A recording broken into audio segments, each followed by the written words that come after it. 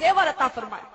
आज तुम दुनिया के किसी दुकान में चले जाओ, सोने का जेवर एक मर्तबा खो जाएगा, दोबारा तुम बना सकती हो। चांदी का जेवर एक मर्तबा टूट जाए या एक मर्तबा चोरी हो जाए, गुम हो जाए, तुम दोबारा वैसा बना सकती हो। लेकिन याद रखो, एक खातून के अगर किरदार और अमल में से उसकी हया को छीन लिया जाता है, एक खातून के पास से अगर हया का जेवर खत्म हो जाता है, दोबारा ये जेवर उसको नसीब नहीं होता। इसलिए कि ये जेवर दुनिया के किसी बाजार में नहीं मिलता है, ये जेवर दुनिया में किसी बड़े से बड़े सुनार के पास नहीं मिलता है। ये जेवर तो अल्लाह ईमान वालियों को अता फरमाता है। ये जेवर तो ईमान का एक हिस्सा है जो मौला कदीर ने ईमान वाली औरतों को अता फरमाया। मेरे प्यारे आका अलैहिस्सलातु तस्लीम की प्यारी दीवानियों, जब तक कि हमारी माओं का किरदार पाकीज़ा था, जब तक कि हम औरतों के किरदार और अमल की इस्लाह हम अपने खुद से करती रहती थी, अल्लाह अकबर, हमारा आलम ऐसा था कि अगर दामन फैलाकर अल्लाह की बारगाह में दुआ मांग ली जाए, वो दुआ रद्द नहीं होती। आलम ऐसा था कि किरदार और अमल को पाकीज़ा रखने वाली खातून अल्लाह की बारगाह से जो मांगे वो मौला देता था। फरमाया जाता है कि दिल्ली की सरजमीन पर एक मर्तबा कहत साली का आलम हुआ, बहुत ज्यादा कहत पड़ा, लोग भूख से मरने लगे, पानी नहीं बरस रहा है, लोग प्यास से मरने लगे। उलमा के पास लोग जमा हुए, कहा गया चलो मैदान में जमा हो जाओ, बारिश के लिए हम दुआ करेंगे, बारिश बरसने की दुआ होगी।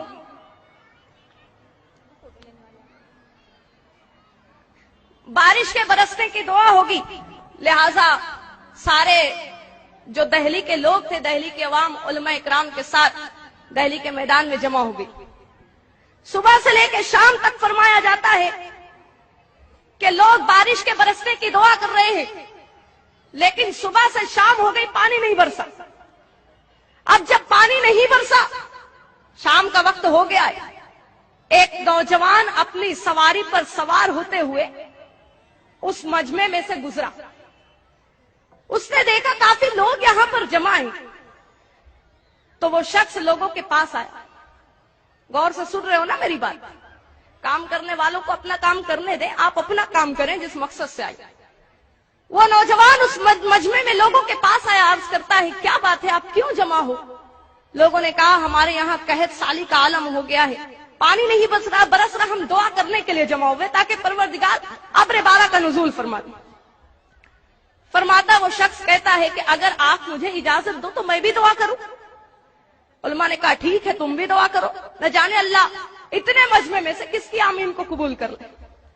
लिहाजा वो नौजवान अपनी सवारी के पास आया, उसने हाथ उठाकर दुआ की। अभी उसके हाथ नीचे नहीं आए थे, फरमाया जाता उलमा इकराम सुबह से शाम तक दुआ कर रहे थे, पानी नहीं बरसा। उस नौजवान ने न जाने कैसी दुआ मांगी कि दुआ खत्म हुई नहीं, पानी बरसने लगा, बारिश होने लगी। लोग दौड़ कर आए उसके पास, कहने लगे नौजवान कौन सी आयत पाक पढ़कर दुआ की थी तुमने? फौरन अल्लाह ने कबूल कर ली। कौन सा वजीफा पढ़ के दुआ की थी? फौरन अल्लाह ने कबूल कर ली।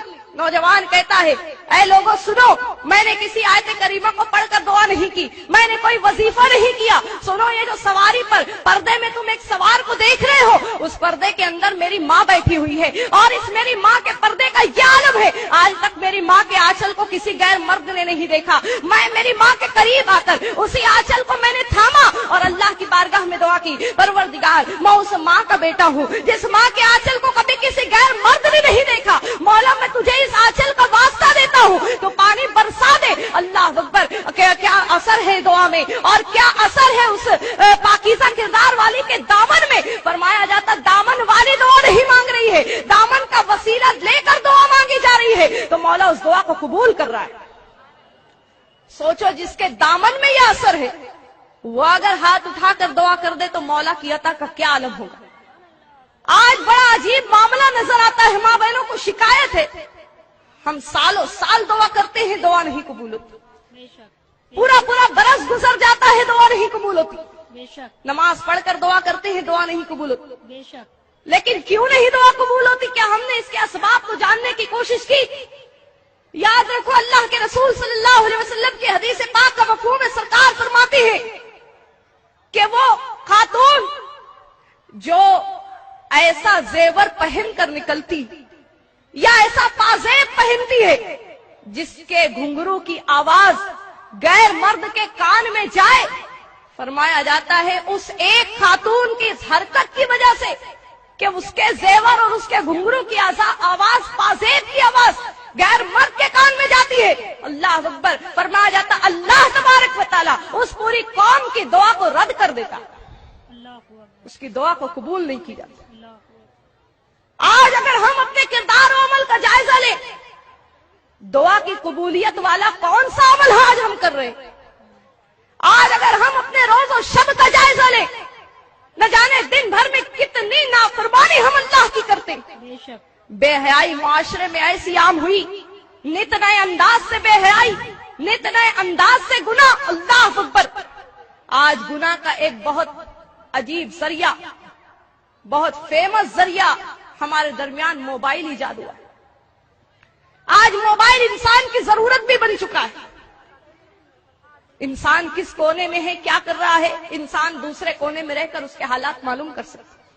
साइंस ने बड़ी तरक्की की आज कि एक इंसान अगर दुनिया के कोने में भी है तो वो अपनी आवाज को और अपने हालात को दूसरे कोने तक पहुंचा सकता है एक मोबाइल फोन के जरिए।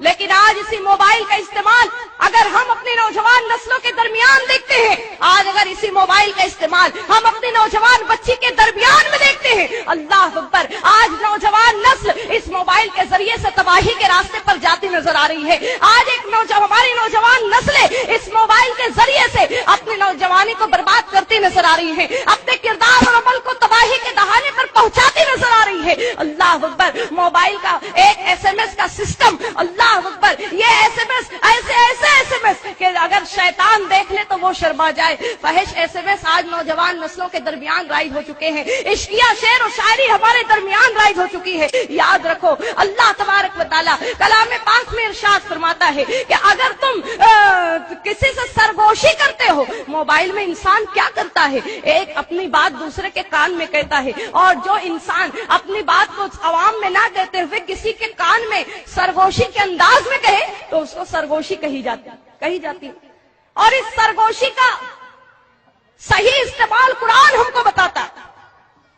कुरान कहता है वला ततनाजौ फिल मासियति वल उद्वान, अल्लाह और उसके रसूल की नाफरमानी में सरगोशी मत करो। अल्लाह और उसके रसूल की नाफरमानी वाली बात तुम मोबाइल के जरिए मत करो। इस्लाम तुमको मोबाइल के इस्तेमाल से नहीं रोकता, इस्लाम तुमको इंटरनेट के इस्तेमाल से नहीं रोकता। आज तरक्की करनी है तो इन बात चीजों का इस्तेमाल भी हमारे लिए जरूरत बन चुकी है। लेकिन कुरान कहता है ततनाजौ फिल बिर्रि वत तक़वा, कि जब तुम मोबाइल का इस्तेमाल करते हो नेकी और भलाई के बातों के लिए मोबाइल का इस्तेमाल करो। तुम मोबाइल पर SMS करो, फहिश बातों के मुताल्लिक SMS ना करते हुए नबी की एक हदीस पाक अपनी किसी सहेली को SMS करो, ये SMS उसकी जिंदगी में नजात का जरिया बन जाए। इश्किया शेर और शायरी ना अपनाते हुए नाते पाक की रहमत आलम सल्लल्लाहु अलैहि वसल्लम की शान में शेर और शायरी तुम अपनी सहेलियों के पास भेजो, यही तुम्हारा SMS उसके दिल में नबी की मोहब्बत पैदा करने का जरिया बन जाए। बुलंद आवाज से दुरूद पाक पढ़ो।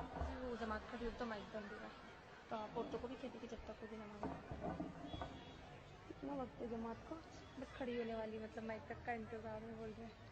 अच्छा, तो मेरे प्यारे आका अलैहिस्सलातु तस्लीम की प्यारी दीवानी, जरूरत है हम औरतें अपने किरदार और अमल की इस्लाह करने की कोशिश करें। मजीद बातें इंशाअल्लाह नमाज असर के बाद आपके गोश गुजार करने की कोशिश करूंगी।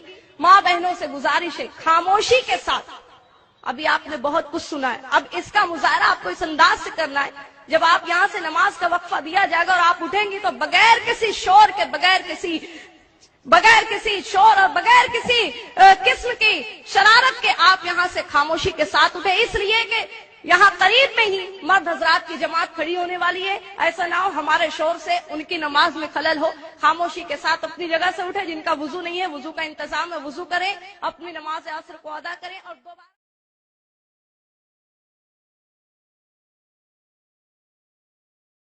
इस्लाम के मानने वालियों को ये जेवर अता फरमाए।